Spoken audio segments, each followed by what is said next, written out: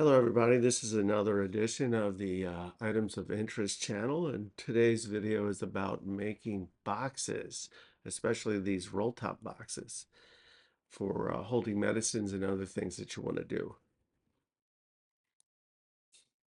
Now, when I first got into printing out things with a 3D printer, I thought it was really cool to be able to do things like make an Altoids tin insert. You know, for when I finish up using my Altoids.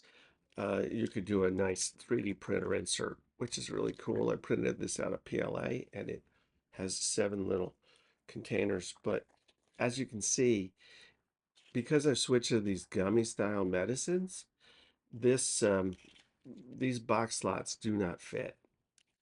Now, looking on MakerWorld, I saw a really interesting box with a roll top cover, which is really cool. This is a pillbox style item, which is really nice. It basically prints in 4 sections, and you can put the sections together. I have to see if I can get this one to come apart. But anyhow, what they do is you print them out in PLA, and what's really interesting is that the roll top, when it prints out of PLA as a thin layer, is still flexible enough to work as a roll top cover for the thing. So what I did for my printout was I made 2 plates in my slicer of choice, which is currently Orca slicer. And what I did was I printed the first plate in PLA black, and then I unloaded the black spool. Then I loaded the white part, and I printed the second part in PLA white. Then, because the tolerances in this are so great, all you really have to do is to fit this flexible part into the channel and make sure it's secured properly in the channel.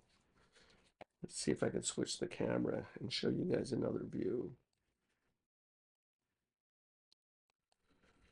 Looks like it's not going to work right there, but I can do some insert shots later on, possibly with the phone. So yeah, you put this down into the channel, and this becomes the roll top. And then after that's set in, you set in the container, which is really nicely made because it has scoops at the bottom of each of the compartments, which helps you get your meds out. Then this is a tight fit, but it's supposed to be. So what you got to do is get that in there, and you might have to tap it in with a hammer to get it to fit securely.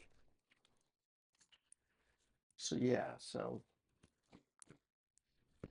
just make sure it's set properly. And then this part fits over it and makes a secure connection even without bothering to, I mean, you don't need any glue or anything. You just sort of press it together. But like I said, if you want to get this door more accurate, you really need to tap it in securely, and that would work. Now, what I found was, even though I like this design for the smaller one, is it still wouldn't hold the pills properly. I mean, I take 4 of these gummies every day, and if I put more than 2 of them in the smaller one, I don't get any joy. I mean, it fills up the whole thing. So what am I supposed to do? Well, what you can do with 3D printers is increase the size. So this is printed up to the maximum width of the print bed on my Bamboo A1 over here. I mean, it's over there. I have to figure out right, left. So when I printed it out, I mean, it's literally the same exact thing as the other, and I can hold way more pills. See, I can fit 4 of the gummies plus any other pills on top of those to make it fit. Now, I really like this design. It shows that you can print in 2 colors in your 3D prints, or even more using, you know, a non-AMS method, like what I was talking about, just setting them up on different print beds inside your Orca slicer. And I'll show you that later in the video so you can see what I did in order to do the printout. But I'm kind of happy with this. I may want to put some oil or lubrication into the channels, but so far that's working really good, and it holds more than enough for what I need, and way better than this mini Altoids tin or even the smaller version. So kudos to the maker of this one, and I'll put the information about where you can find the file on MakerWorld um, on the video after I'm finished. So this is the sliding pillbox by Jose Macario, which I found on MakerWorld and I thought was really cool. This is how it opens originally in the slicer. And what I'm going to show you next is how I modified it to make it print out at 150%. All right, this is a video showing how I laid out this pillbox in Orca Slicer. So what you can see is that I've taken it from the original, which had it on 2 plates, and I've created 2 more plates and added each part on a particular plate, rotated it to an angle, and then increased its size to 150. Now what you have to remember when you do these parts, you have to have a uniform scale for every part.